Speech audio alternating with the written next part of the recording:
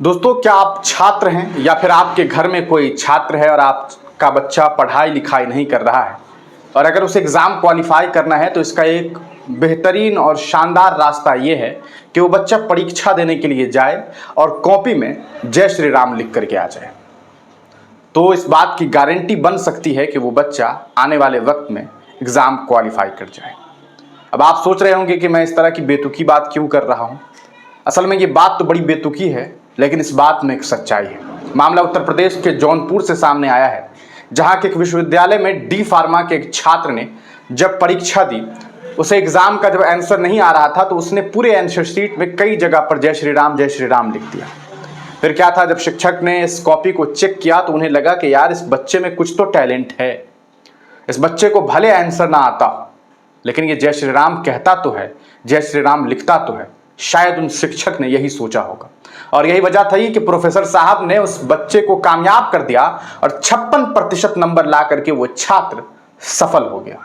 अब आप अंदाजा लगाइए कि उन बच्चों का क्या, जिन बच्चों में टैलेंट है और अपने टैलेंट के दम पर वो परीक्षा को क्वालिफाई करते हैं, लेकिन उन बच्चों का जो बच्चे क्वालिफाई होते हैं, उनके साथ ये कितनी बड़ी नाइंसाफी है कि जो बच्चों को कुछ नहीं आता है वो परीक्षा में कॉपी में आंसर शीट में जय श्री राम लिख देते हैं और उन्हें क्वालिफाई कर दिया जाता है।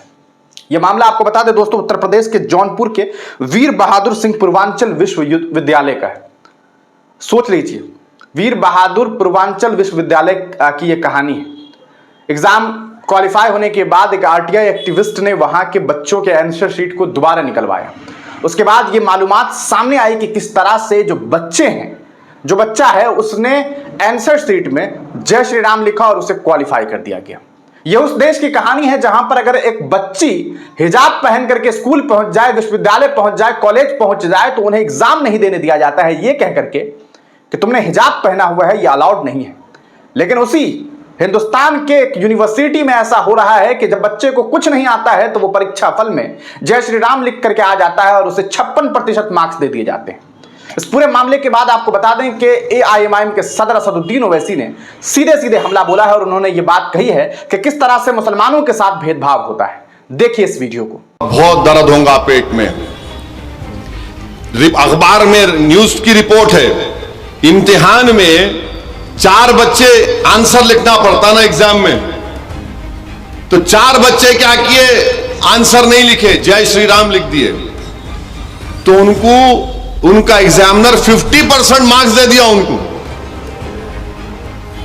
तो अब उसमें मैं उसको चेंज कर दिया। वो 4 स्टूडेंट का नाम मेरे को मालूम हो गया कौन है। पहला स्टूडेंट नरेंद्र मोदी, दूसरा अमित शाह, तीसरा योगी, चौथा नड्डा। कुछ भी नहीं करे मगर वोट दो बोल रहे हैं।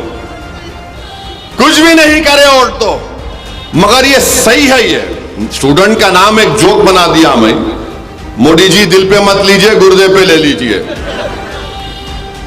अरे आप देखो क्या होगा, इस एग्जाम में ये लिख दे रहे तो 50% मार्क्स दे रहे हैं और हम हिजाब पहन के जा रहे, हमारी बेटी तो बोल रहे नहीं एग्जाम लिखने नहीं देंगे। तो दोस्तों, देखा आपने इस वीडियो को देखने के बाद आप तमाम लोग क्या कुछ सोचते हैं, अपनी राय कमेंट सेक्शन में जरूर दीजिएगा।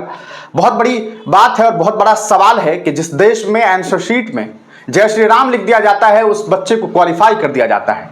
लेकिन अगर कोई बच्ची हिजाब पहन करके अपनी ड्रेसिंग सेंस पहन करके, अपनी ड्रेसिंग सेंस है उनकी, अपनी कहा जा सकता है उनकी अपनी चाहत है, उसमें किसी को कोई मसला कोई मसाइल नहीं होना चाहिए, लेकिन वहां मसले मसाइल खड़े हो जाते हैं। लेकिन जब बच्चा जय श्री राम लिख करके आ जाता है तो उस एग्जाम में क्वालिफाई कर दिया जाता है। जबकि ऐसे बच्चे को रिस्ट्रिक्ट कर देना चाहिए और उस पर कार्रवाई की जानी चाहिए कि आखिर वो कर क्या रहा है।